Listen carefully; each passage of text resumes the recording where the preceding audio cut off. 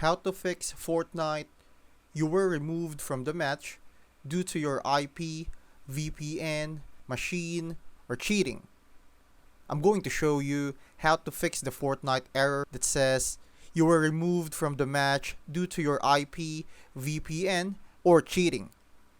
First, disable any VPN or proxy service you're using. Fortnite's anti-cheat system doesn't like changes to your IP address. It might see that as suspicious. If you're not using a VPN, restart your router to reset your IP.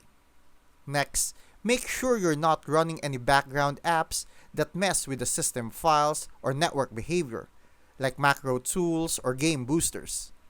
Then, check EC Anti-Cheat. This is what Fortnite uses to detect cheaters. If it's corrupted or missing, it can kick you even if you don't do anything wrong.